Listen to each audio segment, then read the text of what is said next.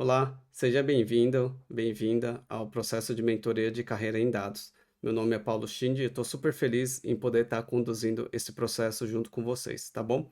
Então, para começar, quem eu sou? Meu nome é Paulo Schindi, eu tenho 15 anos de experiência profissional. Metade da minha carreira trabalhei em dados e tecnologia e outra metade trabalhei na área de marketing, supply chain e finanças, que é bem interessante essa trajetória profissional, até ser um executivo, tá? E onde eu estou atualmente? Eu sou diretor de dados da Leroy Merlin, mas também fui diretor de dados da W Macan, que é uma das grandes agências de publicidade no Brasil. Mas eu também trabalhei em outros setores, outros segmentos, varejo, logística e assim por diante, tá?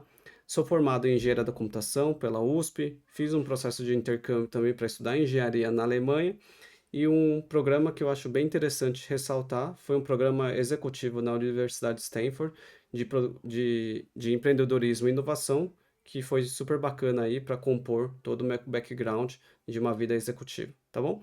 Aqui tem o meu LinkedIn e o meu QR Code para vocês poderem acessar sobre um pouco a minha trajetória, tá bom? Bom, por que fazer mentoria, né? Então, basicamente por três motivos: para encurtar o tempo para crescer profissionalmente através da visão e experiência do mentor. A gente sabe que tem vários cursos espalhados por aí, gratuitos e pagos, e muitas vezes o curso está muito mais preocupado em disseminar o conhecimento sem entender na profundidade a essência da pessoa que está buscando um crescimento profissional. Então, ele te ajuda nesse processo de encurtamento. Além disso, você consegue ter conselhos e dicas personalizadas de acordo com uma rede de mentores que eu tenho contato, então pessoas que já trabalham em agência, pessoas que trabalharam em publicidade, pessoas que trabalharam em banco e também na parte de indústria. Então, você vai conhecer, além de mim, outras pessoas dentro do processo da mentoria. E por fim, você consegue aumentar as suas chances de construir uma carreira mais sólida aí dentro do mercado de trabalho, tá? Então, para quem que é? Basicamente, para quem está iniciando a carreira, para entrar numa parte mais de analytics, ciência de dados, engenharia de dados, assim por diante. Pessoas que já são da área de negócio, já têm uma experiência e dentro de logística, operação, finanças, marketing, comercial e recursos humanos, então, para entrar na área de dados. E, por fim, uma posição mais de liderança, pessoas que já estão no nível mais sênior, que querem seguir uma carreira de coordenador, coordenadora, gerente, diretor e assim por diante, tá? Então, eu ajudo nesses três pilares dentro do processo de mentoria. Bom, aqui uma frase falando do Bill Gates, falando que todo mundo precisa de um coach, de um mentor, não importa se é um jogador de basquete, de tênis e assim por diante, tá bom? Aqui um pouco do meu site, onde tem uma parte de blog, onde tem vários artigos interessantes sobre como você fazer transição, como você crescer profissionalmente.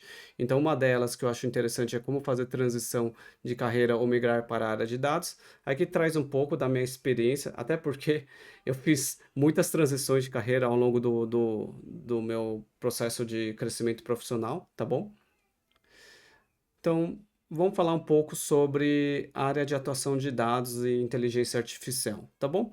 Basicamente, a área de dados ela é dividida em três pilares, tá? Uma área de engenharia de dados, que é responsável por desenvolver uma plataforma de dados para atender a empresa, considerando o requisito de custos, governança de dados e performance. Então, basicamente, é todo o processo, né, de você construir um data lake, você conseguir construir um ambiente onde você consegue produtizar alguns modelos de inteligência artificial, assim por diante. Você tem uma parte de analytics, onde é responsável por definir e construir KPIs, desenvolver dashboards e também fazer algumas análises e obter insights para ajudar na tomada de decisão, seja numa parte mais descritiva e diagnóstica. Quando a gente fala de ciência de dados, é a área que é responsável por fazer uma análise exploratória, estudos estatísticos, realização de testes de experimentação, como teste A/B e assim por diante, e desenvolver modelos de machine learning como predição e recomendação, e também produtos relacionados à inteligência artificial generativa, tá bom? Bom, aqui um pouco falando do Analytics, aqui eu trago um exemplo de um dashboard que foi construído dentro do Power BI.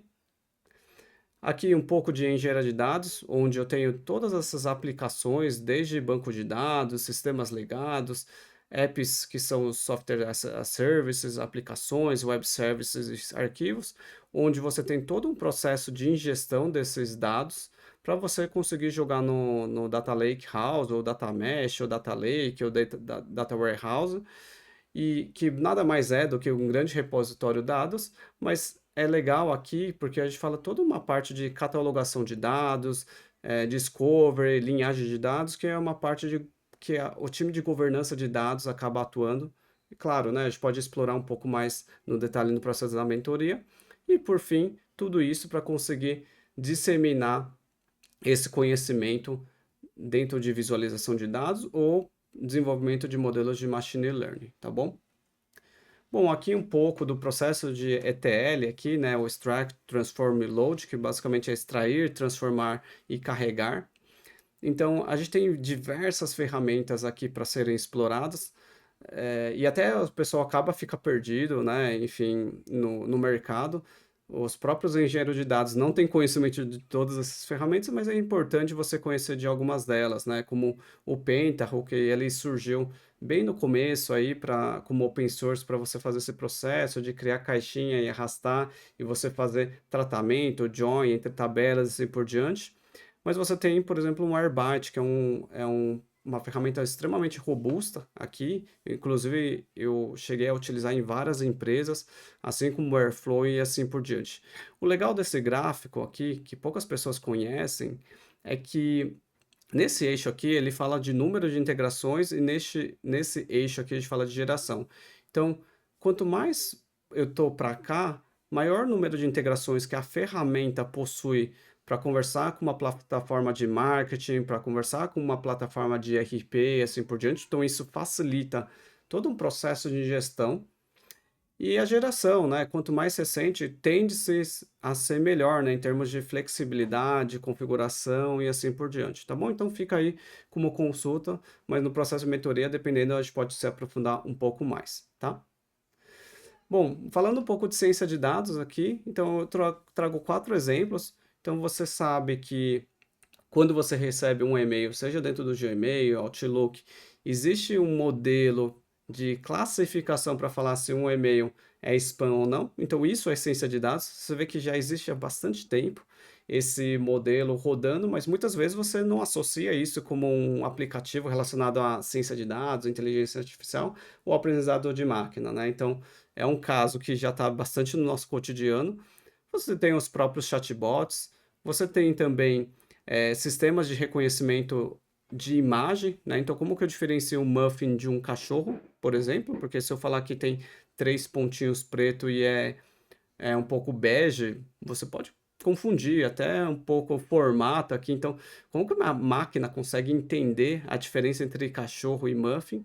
E por fim, o que muitas empresas estão buscando é essa questão dos carros autônomos, né? Então, isso envolve uma série de modelos aí, desde visão computacional, áudio, enfim, linguagem natural para você conseguir fazer com que o carro consiga tomar decisão sem uma intervenção do ser humano, tá bom? Aqui um pouco, né, eu acabo aprendendo um pouco o leque, porque aquelas 3 áreas que eu falei, de engenharia, ciência e analytics, ela pode se expandir um pouquinho mais, né? E aqui eu trago um pouco dos requisitos que são exigidos dentro das empresas. Então, dentro do BI Analytics, é importante você ter um conhecimento de SQL e banco de dados, um Python intermediário, um DataVis Storytelling um pouco mais sofisticado. Então, claro que isso não é regra geral, mas isso te dá um norte para você saber por onde você tem que ir, ou por onde você tem que começar e assim por diante. Quando você vai para a engenharia de dados, você precisa aprender sobre ambiente cloud, sobre ferramentas de ETL, como comentei anteriormente, sobre processo de web scraping, sobre processo de implementar projetos de inteligência artificial e assim por diante. Quando eu vou para a ciência de dados, você tem que saber muito de estatística, você tem que saber muito de modelos de machine learning e assim por diante.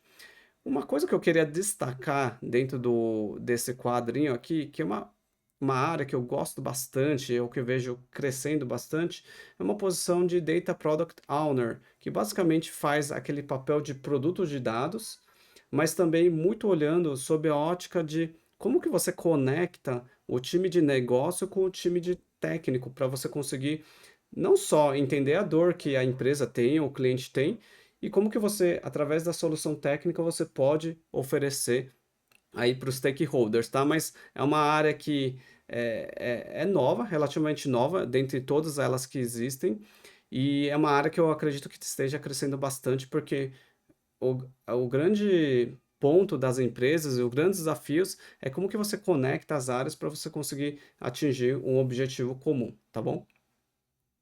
Bom, aqui eu trago um pouco da matriz de competências versus senioridade, que a gente pode detalhar mais no processo de mentoria, mas basicamente do júnior a especialista, a gente entende que tem alguns pilares que é importante você desenvolver. Então, desde o SQL, desde o processo de ETL, análise exploratória, storytelling, negócio, assim por diante. Mesma coisa para engenharia de dados, também a gente pode entrar um pouco mais no detalhe no processo da mentoria e ciência de dados, tá bom? Aqui um pouco eu tenho um processo de assessment que é basicamente uma avaliação onde eu consigo, com base no seu conhecimento, com base na sua experiência, eu consigo já recomendar por onde você tem que seguir. Então é um formulário que não dura mais de 1 minuto. Então depois vocês podem acessar o site ou entrar em contato comigo para fazer esse processo, tá bom? Aqui eu até monto um gráfico de radar para ver como que você está posicionada em relação ao analista de dados sênior, e aqui é uma curva em relação às competências que você tem, por exemplo, tá bom? E um ponto que eu queria falar bastante é que cada vez mais as empresas estão buscando não só um analista que conhece de SQL, Python, Power BI, Tableau, Looker, etc. Mas é uma pessoa que desde o nível pleno, se você para olhar no Grupo Casas Bahia, no iFood, que no nível pleno eles estão já pedindo pessoas de dados, mas com conhecimento de mídias pagas, com conhecimento de Google Analytics 4, com conhecimento de CRM. Claro que não é que você tem que saber mais que as pessoas da área de negócio, mas você tem que saber conversar com essas pessoas. Então, cada vez mais as empresas estão sendo exigentes do ponto de vista de negócio. E qual que é a vantagem de você fazer a mentoria dentro da carreira de dados? Porque eu vim da área de negócio. Então, diferentemente de outros cursos, os cursos focam muito na parte técnica, tá? Isso já sabemos que não é suficiente, tá? É um pré-requisito, mas assim, você saber negócio faz muita diferença para você se posicionar dentro da empresa. Até porque a área de dados é uma área extremamente estratégica, né? Então, quanto mais você souber de negócio, conversar com o negócio e você souber resolver o problema, mais probabilidade você poder fazer essa transição ou crescer profissionalmente, até numa carreira mais executiva como diretor ou diretora, tá bom? Então aqui eu falo como a inteligência artificial analytics pode alavancar resultados nesses perímetros aqui que a gente tem, desde supply chain, desde marketing, vendas, RH, financeiro e produto, tá bom? Aqui um pouco de engenharia, né? Como que você constrói um data lake house que seja robusto? Então aqui a gente tem um conjunto de tecnologias, desde Docker, iByte, Open Metadata, Parquet, PySpark e assim por diante. Fora a linguagem, né? Python, R, formato Delta Lake e assim por diante.